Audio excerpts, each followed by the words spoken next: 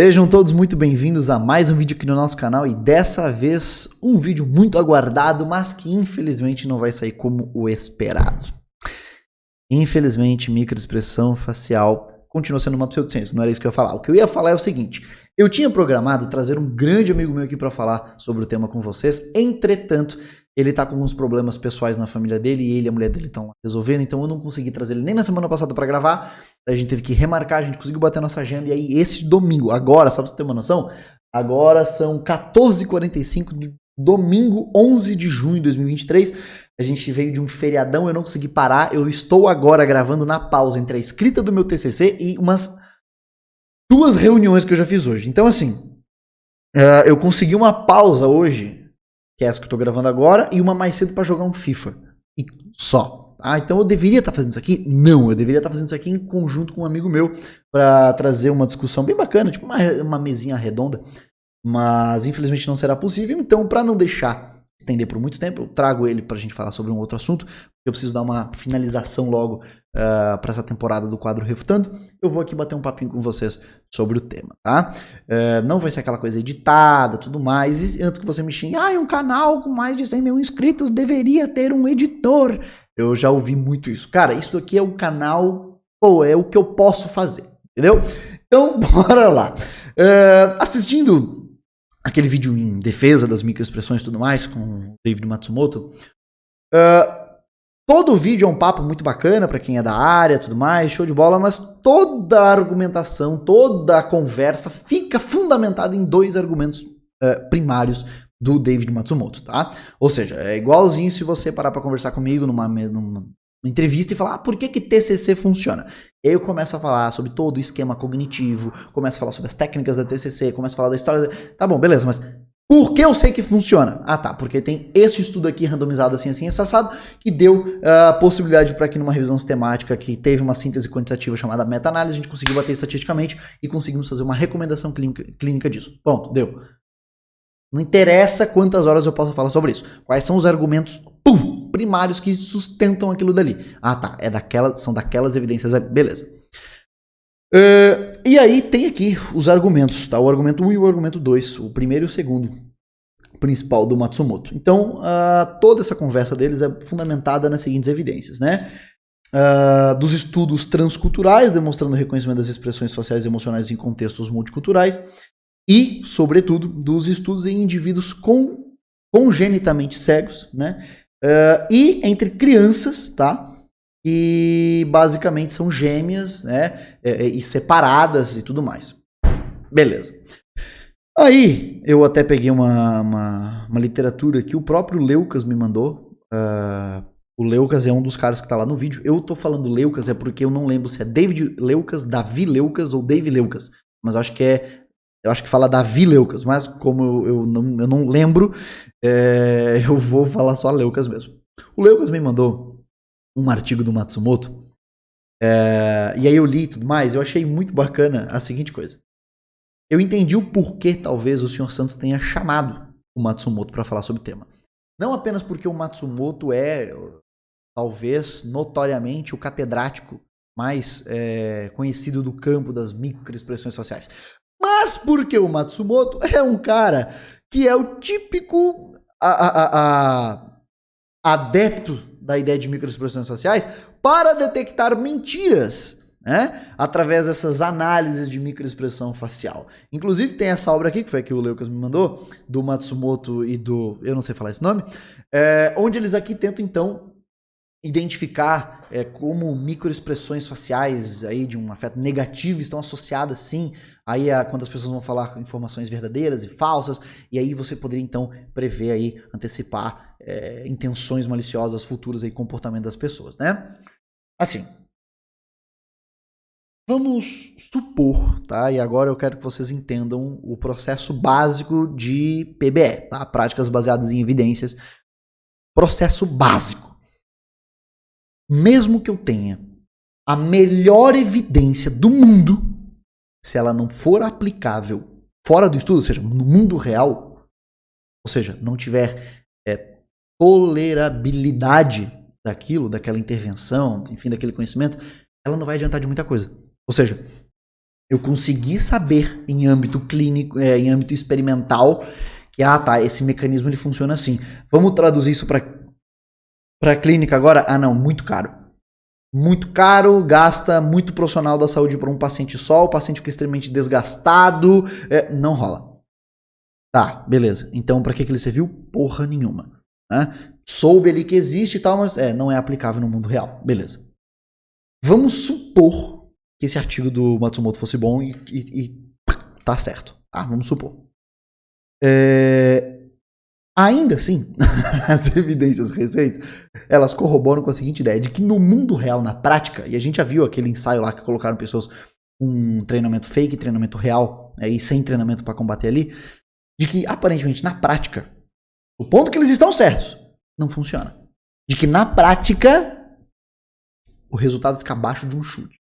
Tá? Então, isso seria supondo, tá, que é real a parada. Mas o que eu gosto desse artigo não é nem a discussão acerca de dizer que viu, então ele quer identificar... Não, dane essa parte. Essa parte, cada um com a sua crença. Agora, o que eu acho maravilhoso é estudar aqui.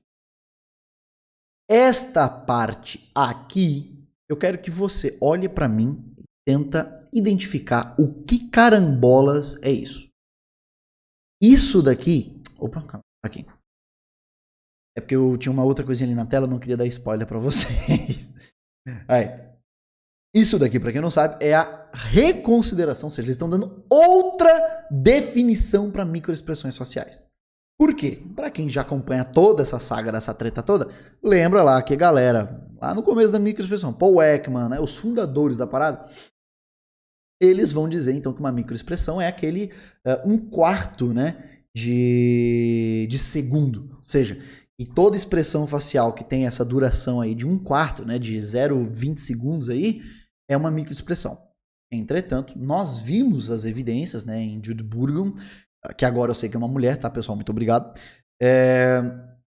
Agora nós sabemos e, bom, aparentemente de 100 expressões, 2 expressões se enquadrariam no conceito de microexpressão, ou seja, é uma expressão tão ínfima é inútil, né?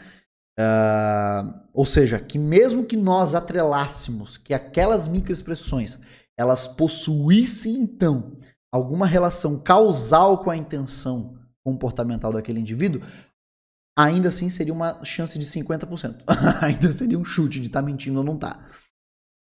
Mas David Matsumoto e colaboradores aí, né, galera, redefiniu o conceito e passou a dizer que microexpressão facial são expressões aí de até meio segundo. Meio segundo. Ou seja, 0,5 segundos aí é microexpressão facial. Só que, cara, e assim, de novo, essa foi até um fato de conversa minha com o Leucas. Ainda assim, este parâmetro não deixa você chegar numa razão de 1/2. Ou tá mentindo ou não tá. Ainda assim, a taxa de manifestação não chega nem nos 50%. Ainda assim, é uma taxa de manifestação não suficiente para nada. Não muda muita coisa, não. Não muda. Então, mesmo redefinindo, aparentemente, supondo que estivesse certo, ainda não seria aplicável no mundo real. Aí depois...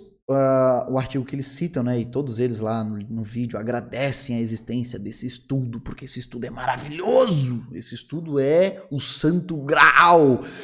Se não for o mais, sei lá, top 3 artigos da galera das microexpressões faciais mais citado da história, esse daqui, né?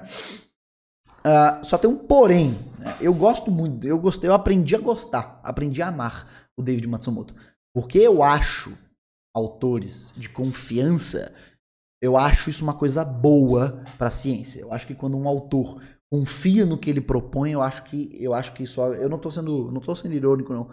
Eu acho que isso agrega. E se nós procurarmos aqui, ó, por exemplo, tem uma palavra-chave que eu adorei não ver nessa obra aqui, e agora sim a ironia, que é a seguinte: limitation. Não, limitate, não, nada. Rapaz, é a primeira vez que eu vejo um autor fazer um estudo, né, experimental aqui e não ter limitação. Eu acho, cara, isso fantástico, assim, ó. Porra! Esse cara quebrou recordes. Não tem limitação no meu estudo. Achei isso maravilhoso. Só que eu fiquei curioso em como é que você não tem limitação num estudo em que vai dar base pra gente falar, olha só, pessoas que são cegas congênitas, elas não tinham como ter visto outras expressões faciais. Então, as expressões faciais dela é porque elas já nasceram isso, é universal, é biológico mesmo. Como é que você não coloca na sua limitação que você está trabalhando com uma plateia de adultos? Porque aqui ele está tratando com judocas. Eu não sei, eu nem lembro agora se ele usou algum tipo de atleta de outra modalidade que não judoca. Não, mas só judocas mesmo. E aqui os judocas, eles são, cadê? Aqui, ó. Os judocas, eles são cegos congênitos e cegos não congênitos, ou seja, pessoas que nasceram cegas e pessoas que ficaram cegas. Só que são todos para atletas, todos adultos. E todos estes adultos, como as evidências nos mostram, mesmo os cegos congênitos, já que eles são adultos, ou melhor, não precisam nem ser adultos, eles podem ser crianças ainda, né? Nós aprendemos, eles aprendem a esboçar essas expressões que a nossa cultura ensina, justamente porque eles têm acesso a outros estímulos sensoriais. Eles conseguem ver o mundo de outra forma. Eu já expliquei isso em outro vídeo, não preciso explicar de novo. Então, assim, um cego congênito, ele ainda tem contato com o mundo. Tá? Então, assim, será que esses cegos nunca, eu ia falar a palavra assistiram, mas é sacanagem, né? Nunca foram prestigiar um outro evento de luta de pessoas não cegas? Será que eles nunca escutaram o alvoroço que ocorre quando alguém ganha uma luta? E aprenderam como reagir quando isso acontece? Em falar que nós temos evidência também que nos momentos ali chaves entre... beleza, ele ganhou a luta, recebeu a medalha, momento da foto, expressões, ok. Mas também temos evidências de que nos momentos em que eles não estão tendo nada disso, após uma vitória, por exemplo, eles estão ali sem esboçar essas emoções, tá? Supostas emoções. Então, a ideia é o seguinte: como é que você não coloca na limitação desse estudo o básico? Todos esses indivíduos do meu N amostral são possivelmente descartados para o que eu estou discutindo, porque todos eles aprenderam ao longo da vida inteira, em contato com a sociedade, como é que se reage. Tá. Aí nós temos depois também para o outro argumento, essa coisa maravilhosa. E lembrando, né, aqui ele está falando de uma galera de várias culturas e tudo mais, né? Beleza. Aí aqui tem esse estudo maravilhoso, também super, super citado pela galera das microexpressões. A similaridade nas expressões faciais, tá? Facial expressions, tá? Lembre-se da diferença entre expressão facial e microexpressão facial, tá? A nossa treta, ela né? Ela tem sempre essa diferença. Entre gêmeos criados juntos e gêmeos criados separados, né? Não. Não. É que eu não lembro se essa palavra aqui, ela inclui gêmeos criados separados e gêmeos criados juntos. Não, acho que aqui são só gêmeos... só gêmeos criados separados, né? O próprio Paul Ekman, que é um pesquisador com um histórico de pesquisas metodologicamente muito boas, né, que a gente já conhece, fez parte aqui dessa pesquisa, provavelmente orientando a pesquisa. Vamos lá. Eu só quero mostrar uma coisa para vocês. A idade média do N amostral dessa pesquisa era de 39 anos, tá? Então eram pessoas entre 19 e 54 anos. Bom? Essas pessoas, elas foram... Aqui, ó. Os participantes, tá? Estavam aí no estudo de Minnesota de gêmeos criados separados, né? Enfim. Eles foram separados na infância e reunidos depois de adultos. Tá. Pergunta básica. básica. Olha só. Quantos desses gênios foram criados em culturas significativamente diferentes?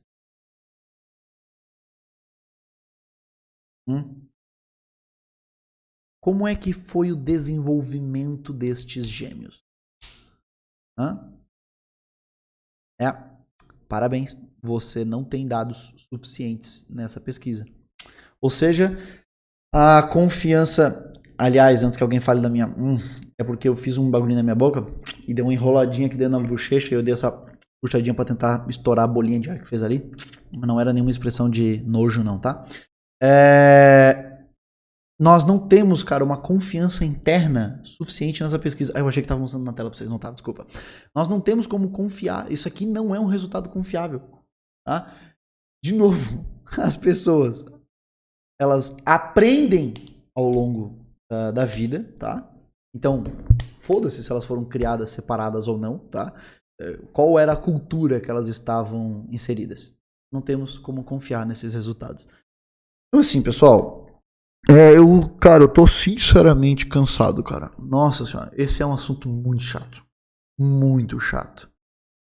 Não digo nem chato do tipo, tem que fazer mais. Não, é que, cara, é chato, tá ligado? Não é um assunto tão interessante.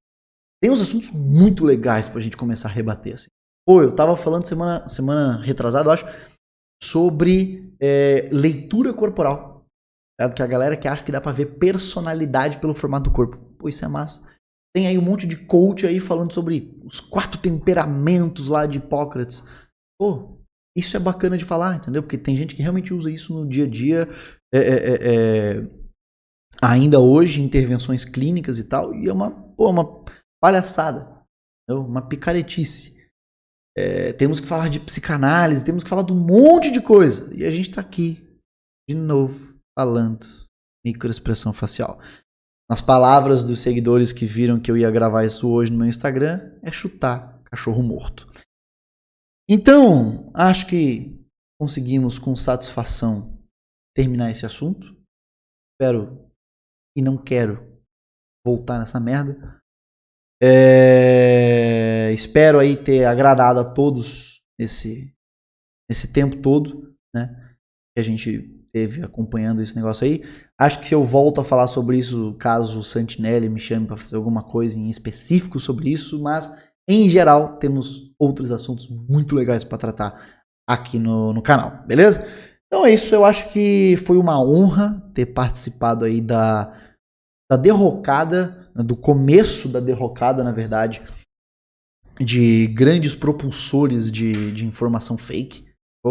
Então, assim, desejo aí todo sucesso aos pesquisadores do campo que fazem pesquisas nesse campo aí com seriedade, né? A teoria da universalidade das emoções, ela não é nem aceita majoritariamente pelos pesquisadores, como eu já demonstrei isso, uma interpretação básica em estatística no último vídeo sobre o tema, e é uma teoria capenga das pernas que já tá prestes a tomar um tiro na testa, já tá morrendo, já cai de vez, beleza? Então é isso, espero todos vocês num próximo vídeo. Sinto muito se foi um vídeo decepcionante, vocês esperavam muito mais coisas, mas é que a gente não precisa de muita mais coisas, tá? As evidências são mal feitas, então a gente não tem muita coisa que fazer, a gente já debateu tudo que tinha para debater anteriormente. Show de bola! Espero vocês num próximo vídeo. Tchau e benção.